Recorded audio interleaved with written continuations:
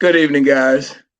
Welcome to the Nobody Asked Me Guys show. I'm your host, Melvin Lars. And yes, we are back. I know you see a familiar face, and that face is none other than Miss Chantel Overton. Now, guys, we've talked about Overton Nation, and we've had part one, part two, etc. But tonight, we are going to be talking about Black history, Blackness, etc. Now, there will be a multiplicity of subjects.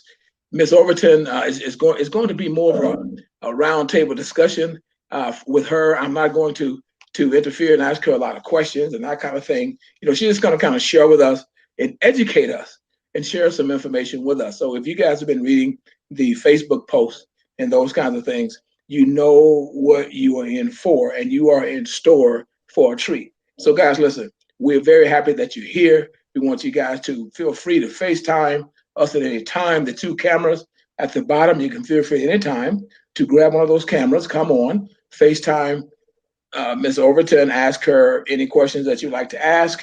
And if once she doesn't want to answer them, she will let you know that. And if you are out of line, I will certainly let you know, and we'll dismiss you. So listen, at this time, without further ado, as I always say, I know you don't come to hear me, you come to hear our guest. So again, just sit back and relax and learn some history, indulge yourself, and feel free to grab one of those cameras and come on and FaceTime. Ms. Overton, how are you this evening, darling? Oh, I'm good. How are you today? Listen, I can't complain. I'm just excited about this conversation that's fixing to happen. I'm just excited about some of the myths that are going to be debunked. I'm just excited about some of those individuals that are not happy, possibly that you are sharing some much needed information. But and I'm really happy about the fact that we are delving into conversations that concerns us. And as we've all been given the title, and we kind of accept the title of Blackness. So, with the onset of Black History Month, which will be ensuing in a few days, I can't think of any better appropriate time than for us to be having this discussion. Absolutely.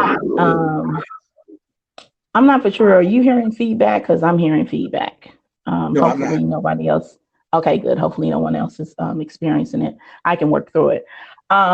Today was perfect. As you know, you and I, we planned this, but I didn't really think about other than what we were going to talk about. And of Yeah. course, as you know me by now, I study history, Yes. continuously. I'm always learning. And so yesterday was the 75th anniversary of the Holocaust. I was like, oh, what better opening? Because one of my, how would I say this? I guess pet peeve soapboxes that I have with African Americans, Black people, Afro, whatever name you want to give yourself, um, descendants of Africa, that Right. I have with them that have basically are descendants of the enslaved Africans that have come here unwillingly, have a real problem with the title of Black History Month. And it's like, I don't get that because, I've had this conversation back and forth with friends of mine, and I understand some people's like, well, our history is more than, um, you know, 28 days, and of course, leap year, 29 days of the year. Well, that's on you if you stop learning or you stop preaching or teaching, after this month. But if you knew Black history, and you knew that Black History Month actually started as Negro Week, because Right. back then, just as we are so acceptance of the title African American or the title Black, Negro was the title that was acceptance to them because everything else was extremely derogatory, which is still derogatory. So, um, Dr. Carter Woodson, he went out and decided to start gathering history. But a lot of people don't know about Anthony Schoenberg, but yet you know about the Schoenberg Museum. these two men at the time, along with William Steele, were fighting to make for sure to gather our history and keep it somewhere safe, because back then, one, it was illegal for us to know how to read and write. Two, it was unthinkable to think that, as I'm telling you, as an oppressor, that you have no history, that you are, less than human. How dare you think that you're going to write down and pass down any type of culture, any type of heritage or history as it unfolded? So again, like a lot of our history was lost because of the fear that Mr. William Steele had, because he had written down all of those that came through his office that escaped from the South to the North. And he was afraid of them being compromised and enslaved again, that he actually destroyed a lot of the records. So that stuff is lost. So again, it's just unthinkable to me for someone to say why. Because my question is, why not? And then the misconception is that it was somewhere along the line after slavery that people, when we started integrating, that it was our Caucasian brothers and sisters that run pretty much everything, that said, oh, we're going to give you this month. That wasn't true. And it was like Carter G. Woodson decided that because of, he was at least going to acknowledge that Abraham Lincoln signed the Emancipation, and his birthday is in February. And then one of his, lack of better words, his idol was Frederick Douglass, who is born in February. He did that to really honor them, not so much at looking at how many days are in the month. So when I hear people say that, it's almost like that hearing the somebody take their nails and scratch a chalkboard. It's like, I'm like, oh. And it's the same thing that I do when I hear people say, oh, he Uncle Tom. I'm like, oh, you've never read that book, right? And they're like, oh, no, I've read it. I had to read it. When? Because you're saying that in a derogatory, manner towards him. But if you read Uncle Tom's Cabin, you would know it wasn't Uncle Tom who is the Uncle Tom. It was Sambo. So those kind of things take me back. And it's like, now we're at least in the atmosphere that we can openly have this conversation.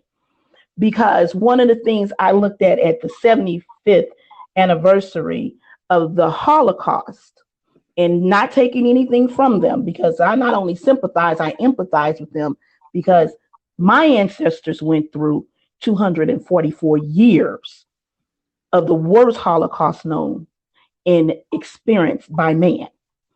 So with that being said, if they can look back and say, let's preserve this because we need to learn from this, that never again shall it happen, and that I need to make for sure that those generations under me understand the impact it had on us and what we had to do to now get to where we are now, and you celebrate that, and it's only been 75 years, I'm not understanding why we're not celebrating the 244 years that our ancestors endured. And not only endured, as most people would say, one, they did it their way. They did it where you actually, where you were brought to this country forcefully, not knowing the language. But again, if you study history, where most people want to be, they want to feel the guilt. And what I say to my friends is that shame isn't yours, it's theirs to have. I actually wear it as a badge of honor, because you took my ancestors who didn't speak your language, brought them to a country that they did not know, and they was able to navigate, learn your language, and still keep the education that they already had, which would let you know, due to the fact that you were withholding education, these weren't people that were, ignorant. They had Right. already been, civilized and had already been educated because they understood. Now we just have to transform that and we have to speak it in a different language. Mm-hmm. So it's the craftsmanship. Like a lot of people I hear, and a lot of my friends, oh, I wouldn't dare go to a plantation. What? But again, yesterday I saw droves of survivors go back to those concentrated camps. How do you not step your feet on the grounds that your ancestors actually cultivated? That the homes that they built, those beautiful antebellum homes, they built those.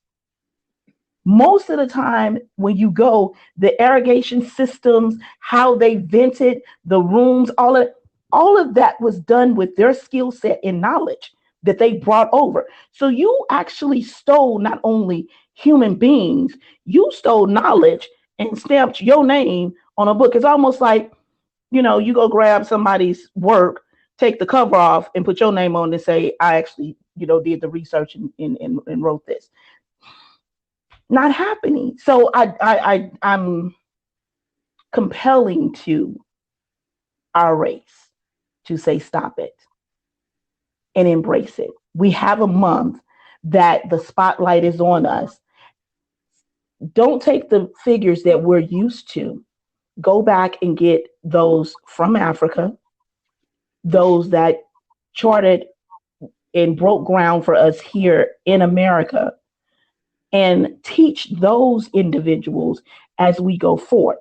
Um, I'm extremely privileged that I had a family, especially my uncle, Dr. James Overton III, that decided that he was going to make for sure our history was preserved. As I've often said, even here on this program, I grew up knowing who I was.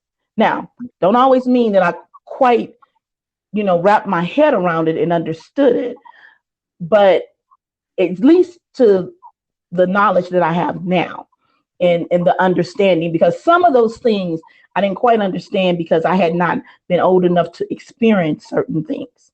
But because I had knowledge of it, when I started to experience things, like when I was faced for the first time in high school with racism one on one, I mean, like I often I say we were the Little Rock 10 in my school. Um, Okay. I, nobody had to tell me what this was. I was like, oh, are you kidding me? It's almost like we did a time warp. But because from a little girl, I wasn't shielded from what someone else had done to our people and to our ancestors. Oh, I understood what this was. And we're going to have a real conversation now. Now, I can tell you, my high school administrators and school board didn't really care for me and my family. We made for sure that now I don't know what you're going to do with the rest of them, but what you cannot do is do that with me, because that's going to cost you each time, whether it's time or money. It's going to cost you. So yeah, they were very happy for me to leave, but that came from the knowledge. So the first thing is that we have to embrace, first and foremost, the shame is not ours to have.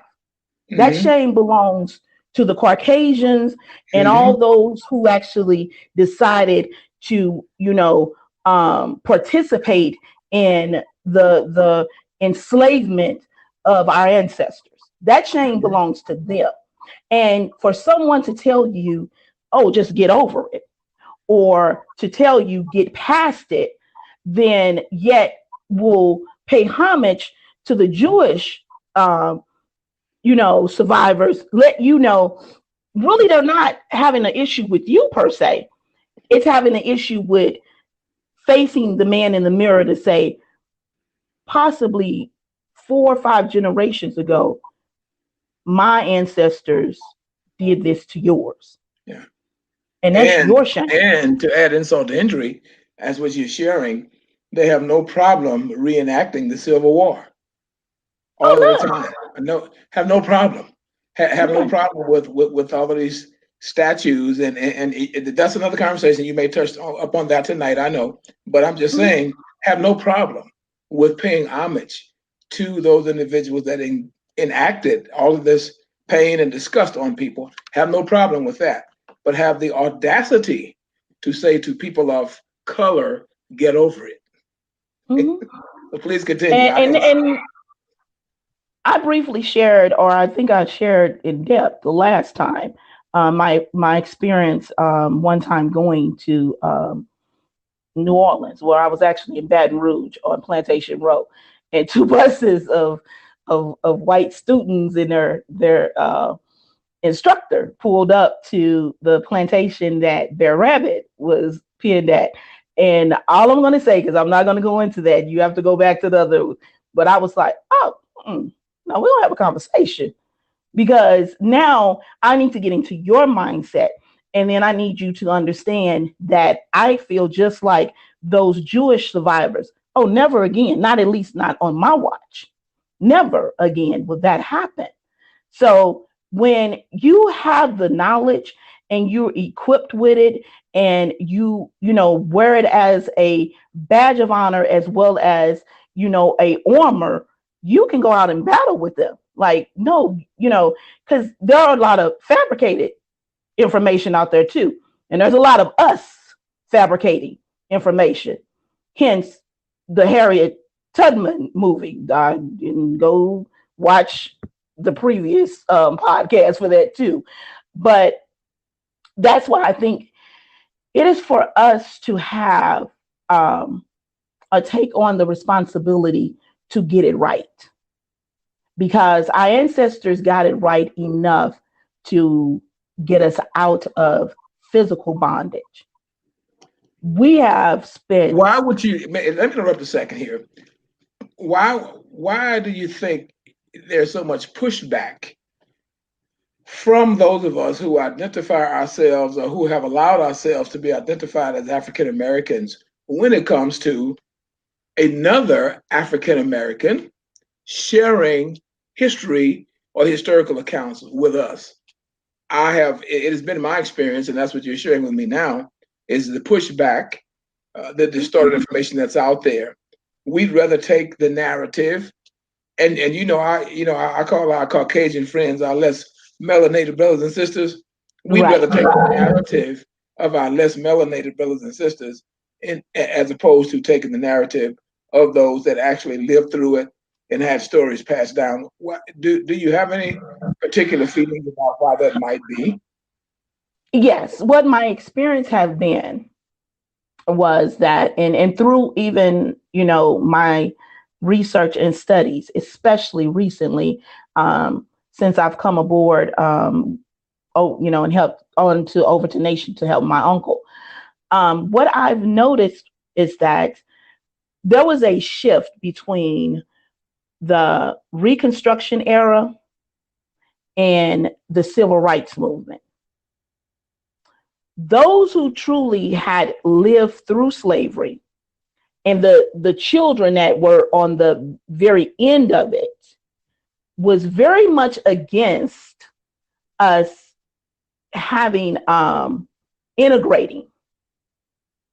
And it wasn't that it was to say, oh, I don't want to be with them.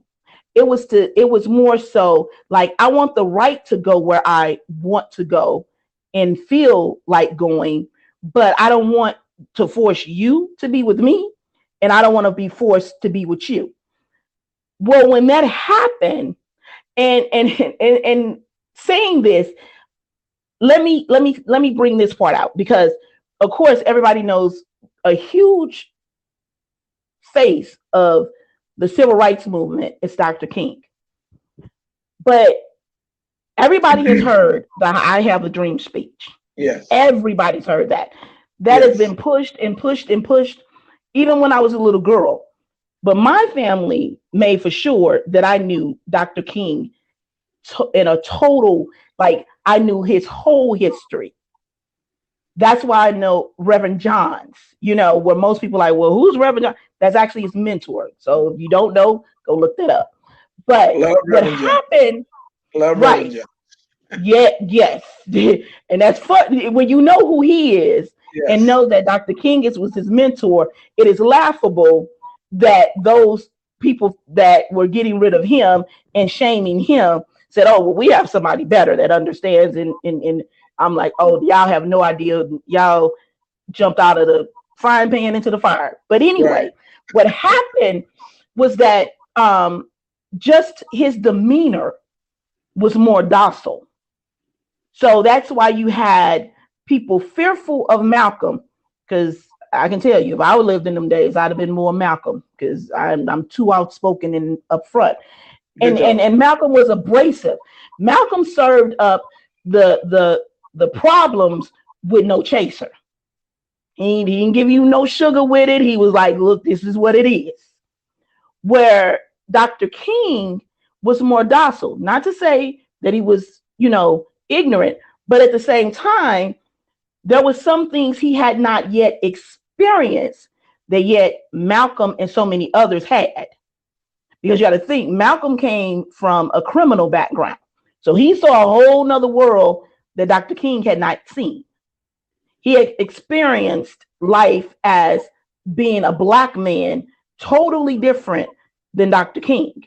So, but what the whole society, especially our Caucasian society, never want us to focus on is the end part of the movement. When Dr. King tells you that very dream that they keep pushing to you had became his nightmare. Yes. And then he starts speaking of the real issues. And he starts saying, yes, you had no problem doing all these things under the civil rights movement because it hadn't cost you anything. You didn't have to give land. You didn't have to, share profits. You didn't have to do restitution. See, it was the Poor People's Campaign that got him killed. Wasn't that dream? And wasn't that talking about coming back to Washington? That coming back to Washington about getting an actual check for the Poor People's Campaign. And so most people are shocked when they start to really open up and understand Dr. King as his whole history.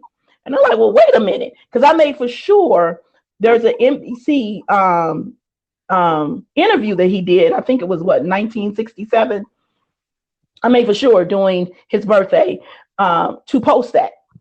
And I said, you guys need to really listen to this, because that's when he started to really go back, and him and Malcolm started to actually start to see more eye to eye. And he started studying like, well, wait a minute. So it's in that part between the Reconstruction era and that part that started the dream that we lost really how we're going to communicate with each other, who I really should trust, because I think you have an alternative motive, because they told, especially when you do it as when you come so direct towards them with the information like Malcolm, because there's a lot of people that still say, oh, but Malcolm was this and Malcolm was a Muslim. And no, do you really know Malcolm? No, that I can answer that for you. No, they do not. No, and you know what? If you allow me, just and they don't care to know Malcolm, because Malcolm goes against the docile nature that they want to pretend that was Dr. Martin Luther King Jr. That's what they us want to pretend, because you have so many people that are not willing to put things on the line to achieve. So, I say I'm a Dr. King guy. I'm not a Malcolm guy. And it's interesting, Chantel, that you're sharing this with me, because just yesterday I was talking to one of my buddies, and he was going on and on and on about, Malcolm was just a rabble and Dr. King. I said, well, let me ask you one question. And I was very serious. I said, what fate did Dr. King meet, and what fate did Malcolm meet? I said, they are both deceased, aren't they? So since we're talking about that Dr. King was so docile, and I made up me a word, I said, I guess his docility got him killed. And I said, and Malcolm was so up against it, and he was such a rabble rouser, his rabble rousing got him killed. And I went on, and allow me to say this to you quickly, and I want you to continue. I often say to people, and I think I've said this to you before, with me being having been in a so-called high profile, really quote tough guy athlete, Mhm. I tell people all the time is that bullies do not understand when you are trying to be diplomatic. They think you are afraid of them. But when you Absolutely. start when you start working with bullies the way they understand, and people say, "Oh, well, that's barbaric thinking." No, it's not. I'm telling you, I've seen so many guys who, the TV portray them as, "Oh, he's a tough guy. He's the best player that's ever played," and they get completely pumped in the locker room by guys that are really tough for real. He may not be a better football player, but he's tough for real. So, Oh and I yeah. just use it as an analogy. But I hear you very loudly. So I don't want to stop you because you're on a roll. But it bothers me as a quote black man unquote is when I hear people trying to diss Brother Malcolm and trying to pretend as though they embrace Dr. King. And the reason I say pretend is because you can't get them to this day to stand up to voice opposition meekly, mildly, no matter how it goes. So if you support Dr. King so and you believe in his message so, then why aren't you stepping up? So please continue. Absolutely. Please again. Absolutely. And like I tell people, just because you see a certain demeanor, because Yes. one of my sayings is, don't let this education and smile fool you. You Yes. know, just because you saw Dr. King a certain way does not mean that that very upfront and in your face was not there like Malcolm. They just Yes. took different approaches. Because when you see that 1967 interview and you hear, I mean, just to hear how the interviewer addressed us as a race, like as if Yeah. we were really cattle. And Dr. King, like, just to look at his facial expression was like, are you serious? And his answers were so direct and to the point. And I was so happy that in that, you know, the guy asked him about, he said, what about the dream? Tell him about the dream. He was like, no, what once was a dream is now a And I, nightmare to me. But he said, I yes. have not yet lost hope because I've not lost hope on mankind. So Hmm. again, they want us to continue to dance around the actual root of the problem. And part Yes. of that, we have to shoulder some of that blame. And that's because we won't embrace all of our history. Because we also Hmm. have those of us that say, oh, I'm so tired of hearing about slavery. We only need to talk about when we were kings because we weren't enslaved. You know, that's not us. You know, we were kings and queens. And again, I Not answer that with my everybody. friends, right? But I Not answer that when everybody. absolutely, but I answer that with my friends as you really don't know me if you don't know my whole story. Yes. See, if you only know Chantel from the NFL to now, whoo, you've missed a whole lot to understand one, how I made the decisions and the moves and strategically got into the NFL as pretty much as I've been told as one of the first, if not one of the only black female team photographers at my time. Hmm. So that doesn't take somebody not having real understanding of self. And that is why I keep telling people that is the most important reason that you should know history. When I was coming up, I used to tell my dad, because my dad was real big into history, especially our family history. And I do a lot what I do to make sure I honor his legacy. I used to always tell him, oh, I'm only interested in Black history. He said, oh, okay. You'll get interested in all history because to understand yours, you're going to have to know theirs. And I'm like, I don't have, and I mean, like, we used to have this battle, and both me and my father were born a week apart, of course, many years apart, and we both Scorpio. So I'm like, no, I don't, I'm just gonna study this. And he was like, okay. It was when I got into high school and I started actually experiencing one-on-one firsthand a lot of the racism and a lot of the things that I had read about, and yet I hadn't studied their side yet. So I'm not understanding really where your mindset is and why we're so many years outside of the civil rights movement. Because I mean, we're talking about the 90s. Where is this coming from? So then when I started, going back and start understanding, their history, their mindset, and how they move on. I get the whole picture. And I actually had to call my father up and apologize. I was like, I have to apologize to you. He's like, what are you talking about? I said, I'm just accept my apology. I'm explaining it. He was like, okay. I said, because lately I've been learning world history. He was like, oh, okay. Because he knew, because of course he had to come with the attorneys on a lot of the things that happened to me. And so he's like, oh, now you get it. Because what subconsciously, without really teaching hatred towards Blacks, it's taught in their actual families. It's taught to them all of the time. All the time. All the time. I have friends that are white that I went to high school with that simply said to me, some families were just flat out racist. Others was like, oh, wait a minute. So that's what this is.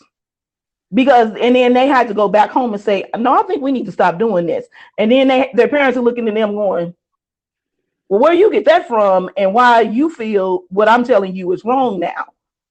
Because again, part of that issue also is that our history is not a part of the collective, curriculum taught in, schools.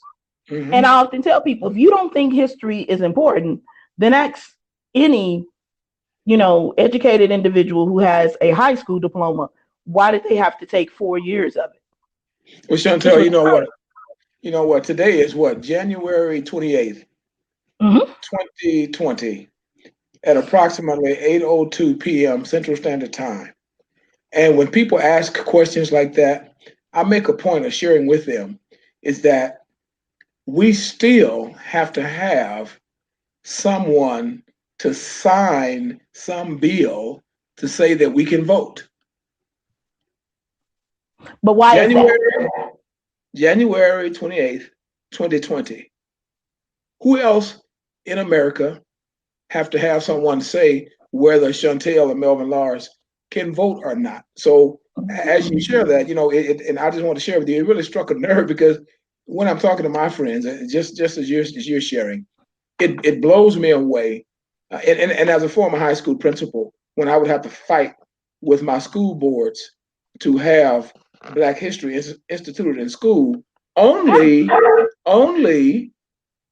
to have them been pressured into agreeing to do it, then having the students not wanting to take it. Absolutely. And again, please continue. That's part of our blame. Yeah. Because again, just not comparing the two Holocausts, but to show you how one Holocaust is looked upon differently than the other. And it all started with those survivors saying, I was branded. This should never be forgotten. And then when they became adults, they went back, made for sure that those places were made into museums. Because see, I don't want you to ever say that it never happened or that's just something made up, because the physical eye can't see it. No, I want this here. Just the same as when I tell people about all the Confederate, statues and stuff. Yeah, they should come out of public areas, but they should go in a museum because I want you to see at one time what you thought was okay to do. The same as, and then it goes, well, they gassed millions. You know how many people they lynched? Yeah. You know how many families that they broke apart from the moment that they stepped on this land? Chantel, you are in where? Illinois, right? Yes. I'm in Louisiana. We can rendezvous. We both are educated people. We both are knowledgeable people. However, we've read and we've seen and we've lived the fact that our skin convicts us. You walk into a store, you're followed, you're watched, you're questioned. January 28th, 2020. So as you're sharing these things with me, and I want to let you know too on my monitor here, you're getting all kind of thumbs up and hearts going Oh, on. And thank guys, you. feel free to come in and FaceTime Chantel if you like. But as you share that, we and I have to share with you because you're hitting all the points that we drop the ball all the time because we don't make our children cognizant of that this very day.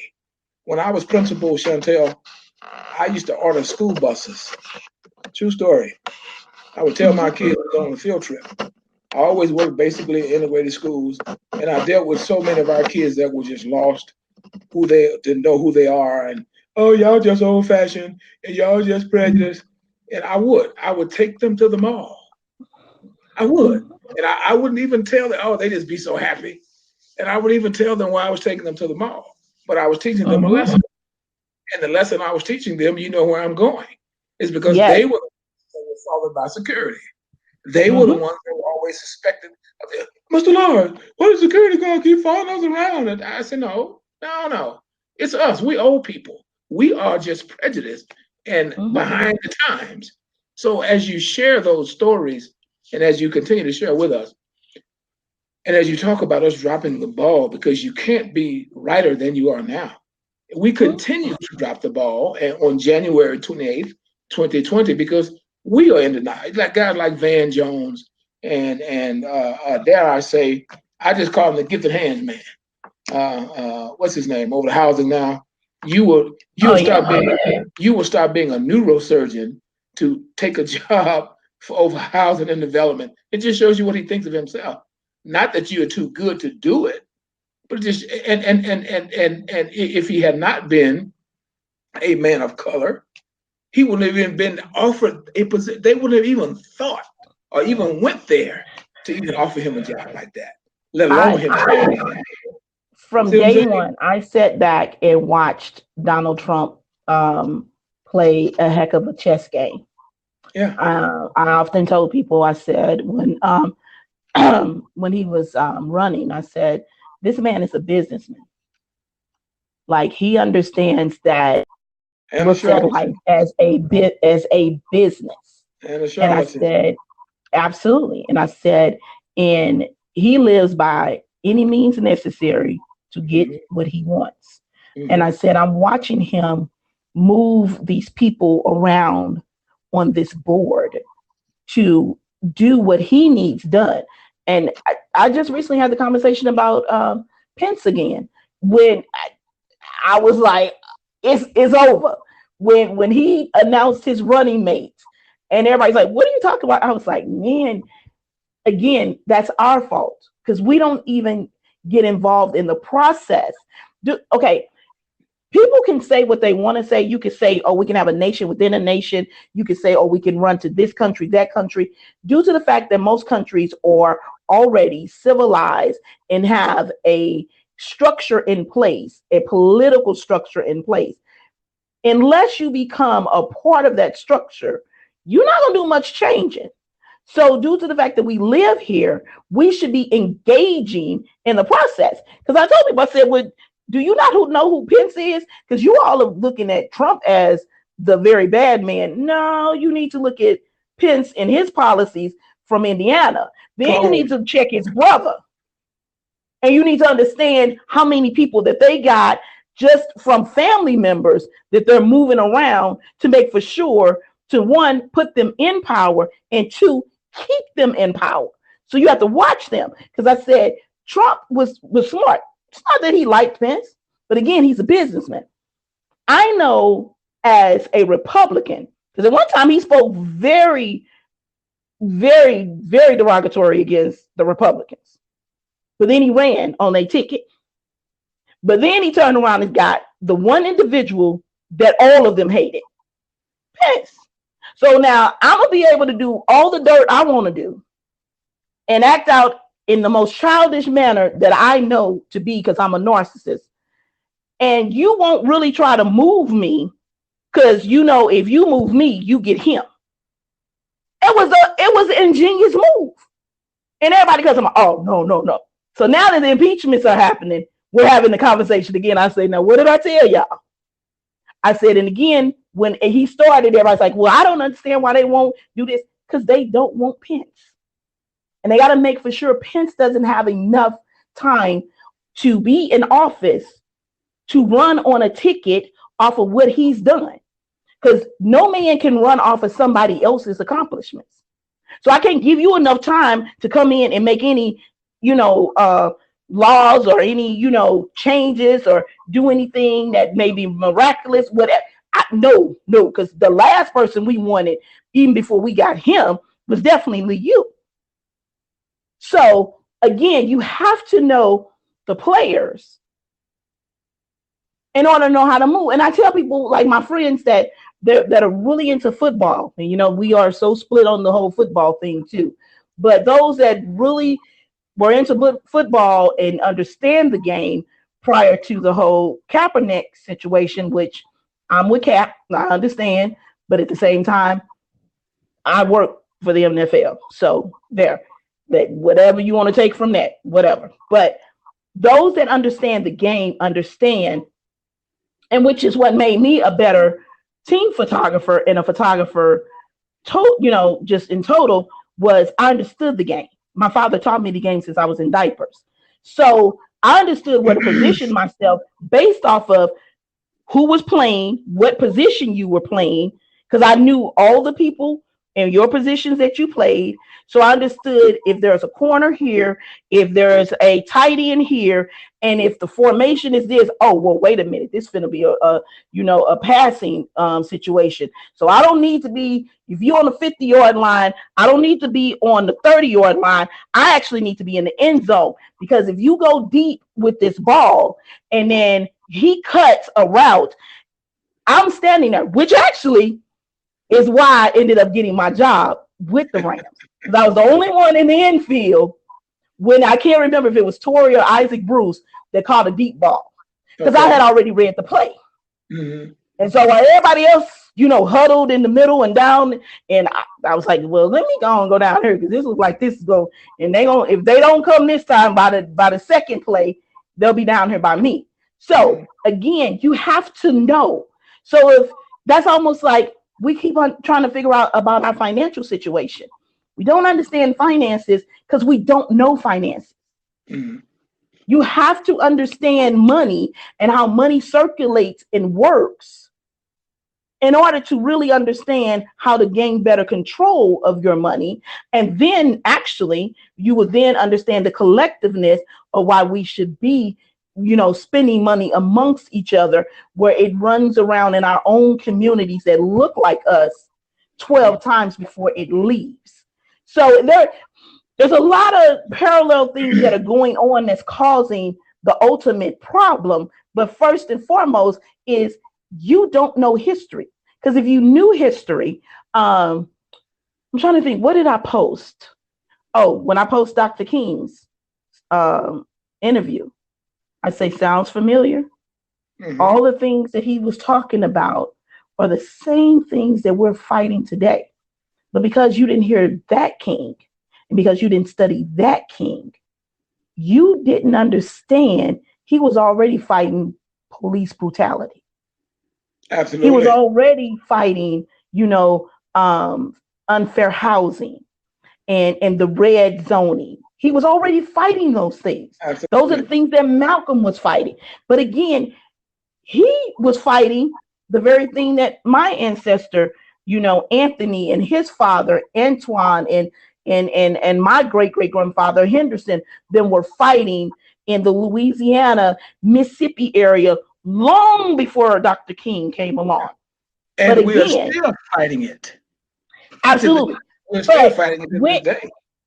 But when do we finally say, well, hold on, let me go get the manuscript. Let me read this. See what plays they made. Because anyone who's a soldier, anybody in the military know, you need to study your opponent prior to going into battle with them, or even into negotiation. It doesn't always have to be a battle, because there's going to come a time, there's going to be a negotiation that's going to have to take place, because Absolutely. that conversation is coming soon. And I will at least say I credit the millennials for finally breaking that ground You to know say, what? wait a minute. Great. As we before we hit the millennials, and as we talk a little bit about the myths that are flying around out there, fast forward. You talk about knowing the enemy, etc. Fast forward, and I don't mind naming the city, Dickinson, Adrian, Michigan. I'm searching for a condo, and as you talk about knowing your enemy, knowing your strategies, etc. Mhm. Right there in the contract, the owner of these facilities have written right in the contract, have to agree not to resell to a minority. Now, I'm not talking about 1950s. I'm not talking about the 1930s. I'm talking about 1995.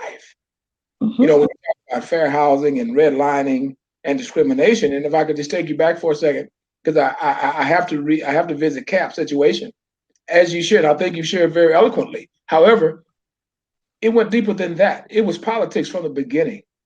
It was Absolutely. it was about people being angry about their entertainment. They could have given a Hmm.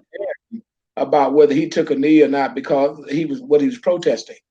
That was, Absolutely. for us as people, since we're talking about Black history and talking about moving into Black history, and people talk about, well, people can do whatever they want, but they own the job, and it is entertainment. They should mix entertainment.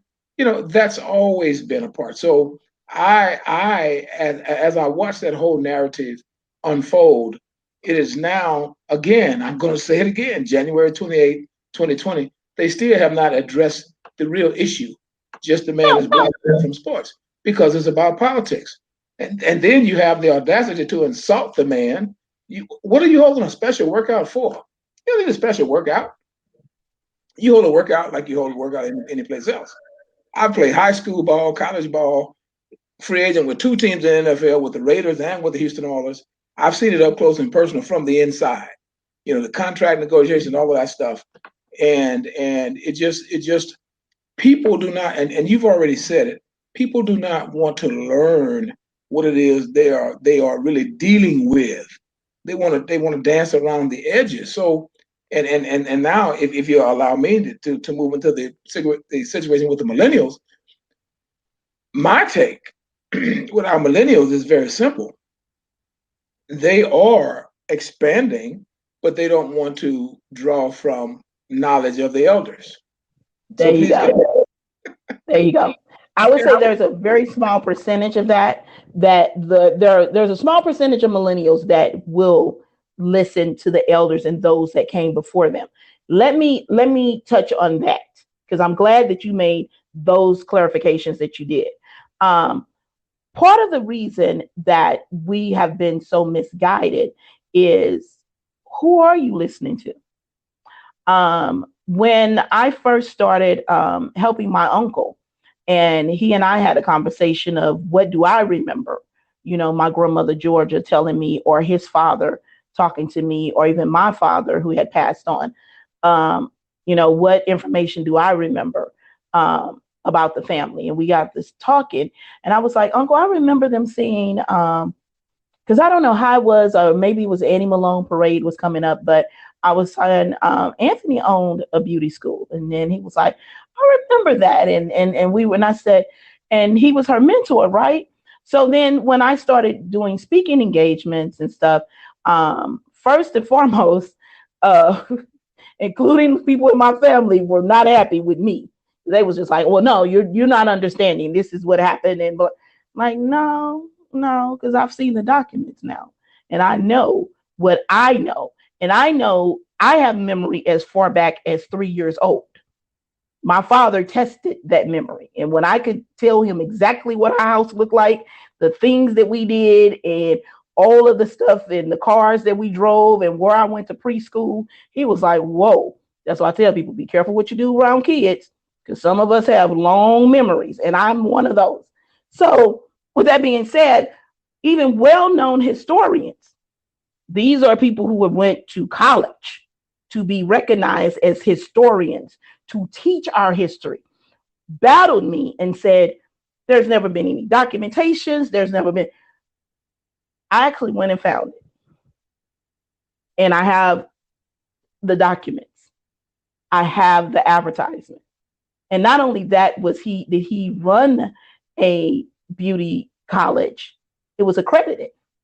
And he was warning those that you're going to have an accredited license soon, because there are people on Capitol Hill that are, making laws to ensure to take you out of business. So let's do this now, which is why he wanted to mentor other people to start doing it, because he understood, yeah, this is a great, business model, but those saying there's no fun unless we all get some. But you can no longer do hair in the kitchen, right? Right. And even those that had storefronts that were doing it just because they were good at it wouldn't be able to do it. So when I finally showed the documents and as the younger people say, my receipts to these well-known historians, they were like, oh, a few of them apologized, because they also battled us on he wasn't a lawyer. He didn't, he wasn't a judge and all this stuff, from even, battling us from our Caucasian side of who we are and who we belong to.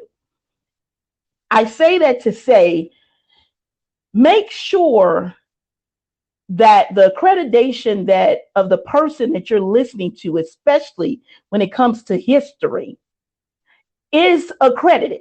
Does not mean that they have to have a piece of paper from a college.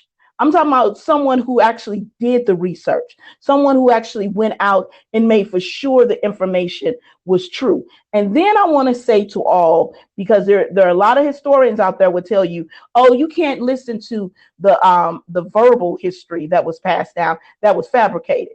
Well, my grandmama didn't have no reason to sit up and fabricate nor lie. So I would tell you, if you have those old Bibles or you have those boxes that you haven't unpacked, don't let go of those, verbal and oral history that was given to you. Write that down and then try to find the things that would actually, written that would support what was verbally and orally told to you.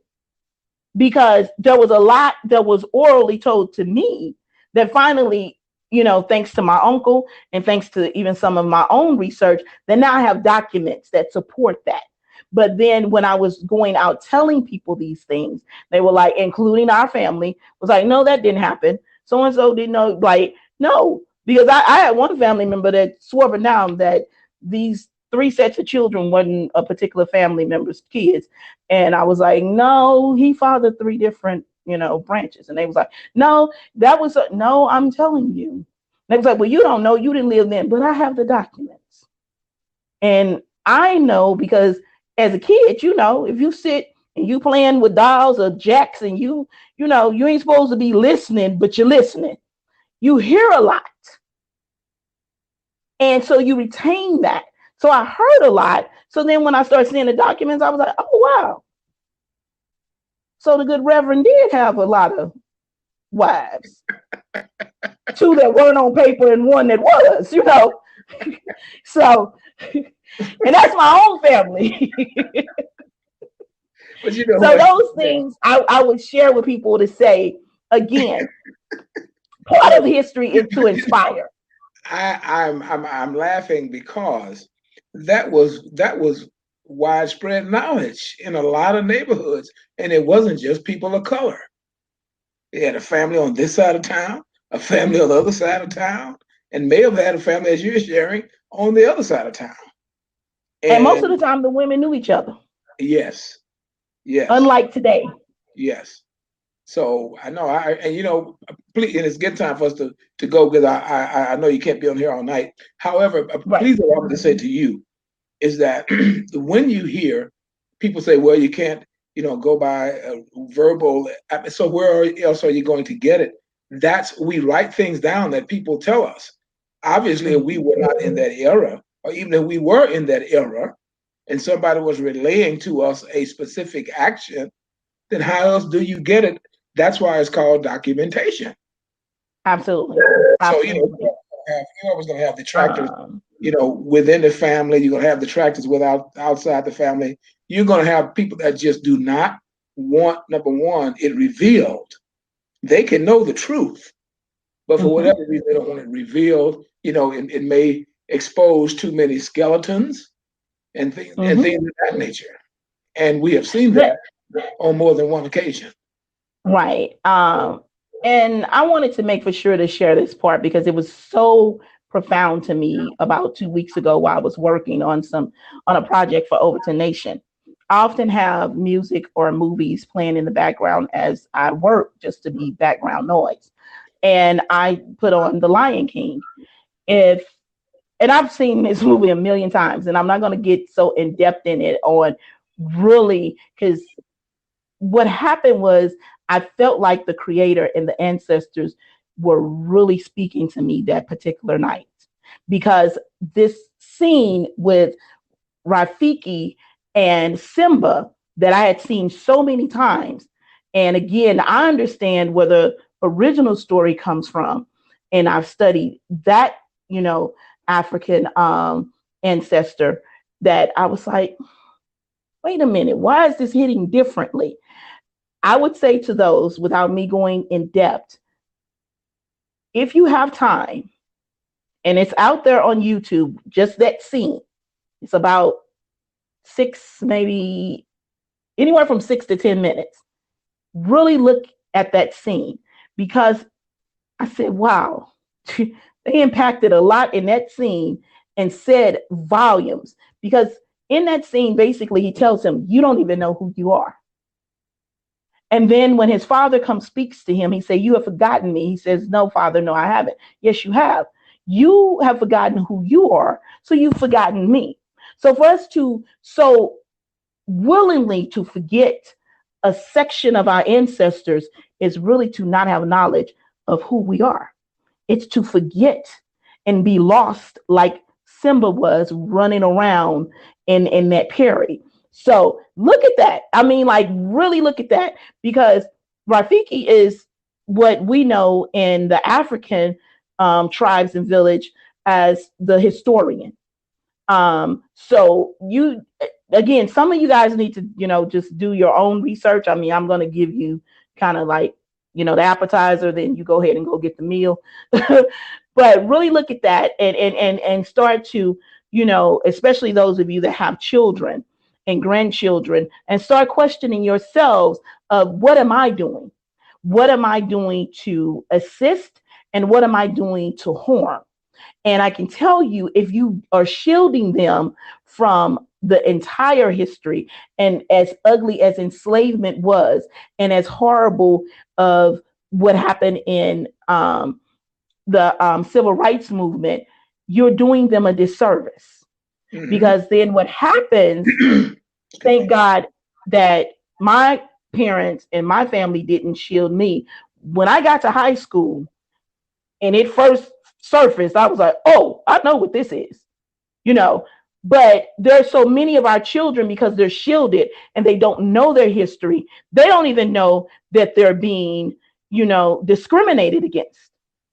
So you have to ask yourself, but look at that just, you don't have to look at the whole movie. You can go on YouTube and look it up and just really look at that scene, because that says volumes.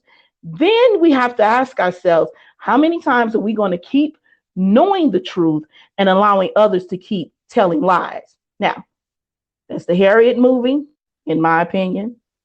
The soon to be, waiting on it, the Madam C.J. Walker series. Those that follow me on social media know I really handed it to Ebony and to Netflix, along with some of the cast.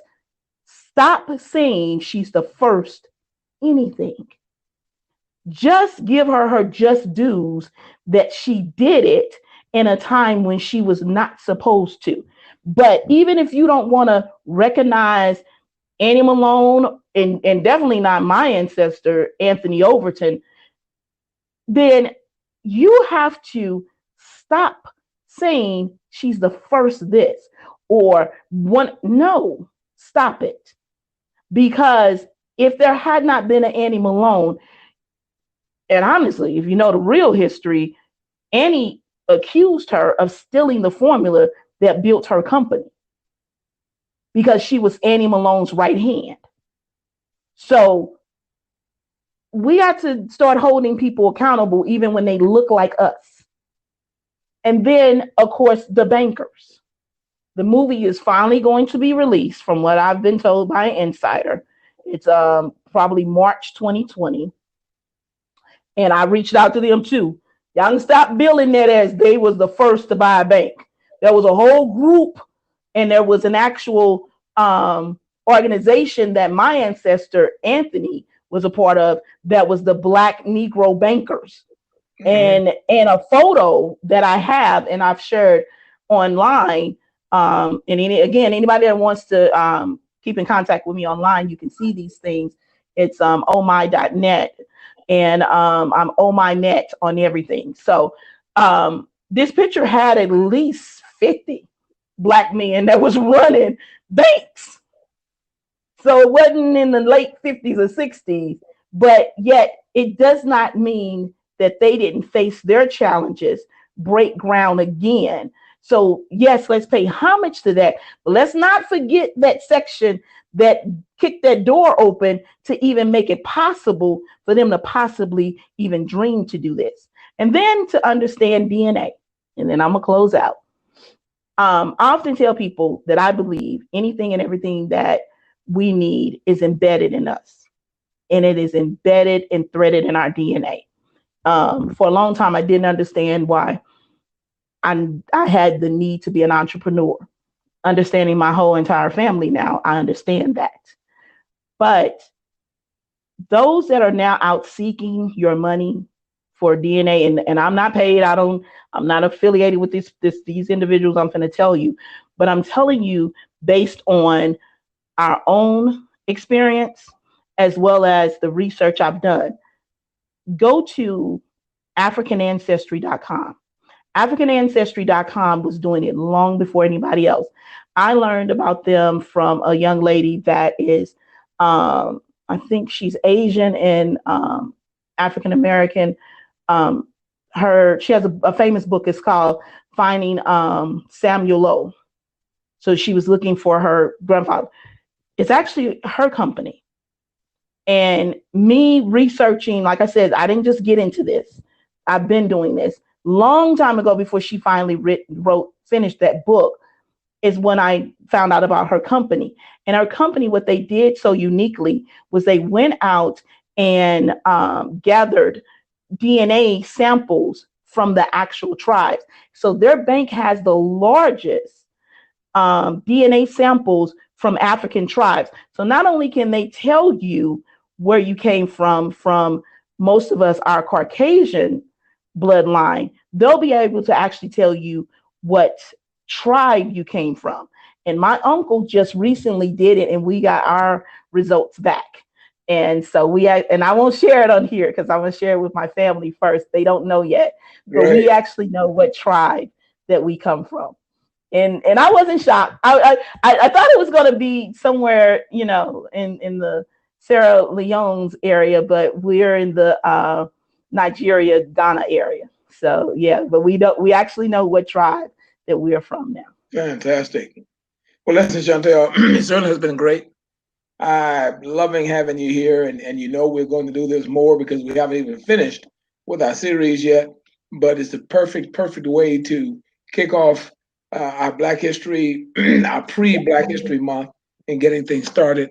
And you and I need to talk again because we need to at least do something during the actual month of Black History. I agreed. Remember we talked. I agreed. Yeah. I'll be in Vegas, and we'll do it. We'll start there, and we'll do the series for the Black History Month.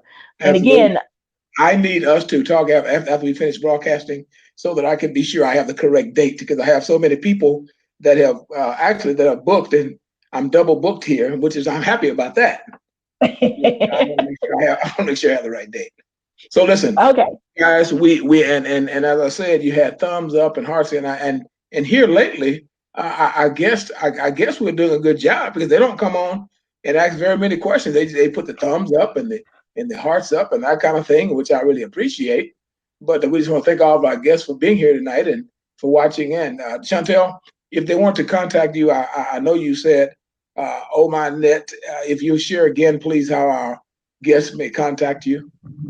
All right. Well, if you want to follow me on social media, I'm at Oh My Net on Instagram and everything. I'm more active on my Instagram than anything. But if you really want to get in contact with me, go to overtonation.com, overtonation@gmail.com.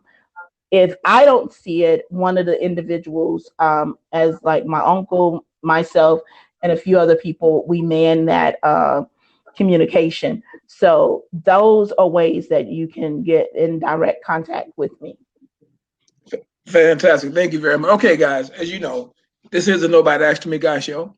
I am your host, Melvin Lars. We premiere mostly on Fridays. However, you know, tonight happens to be Tuesday because we always want to accommodate our guest. You can reach me at www.dyingonmyfeet.com, or for an email address, you can reach me at the Nobody Asked Me Guy show at gmail.com.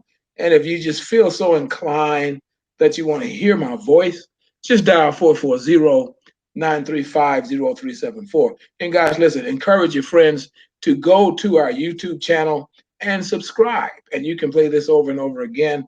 You can share with your friends. Also, for our moms out there, for our sons, for our dads, the book, Mothers and Their Men, an introspective look at mothers rearing their sons. You need to get that book. And you can get that book at Barnes & Noble or any of the outlets that I've already shared with you. So guys, listen, it's been great. We thank you for joining us. And to all of our regular listeners and watchers, we thank you for all of the thumbs up and all of the hearts and all of that kind of thing. We're very grateful. So we want to bid all of you good night. Chantel, if you stay on just a second after we finish, but listen, we're very grateful that you're here. And we're just going to be gearing up for next month. So again, from the Nobody Asked Me Guy show, have a great and blessed evening.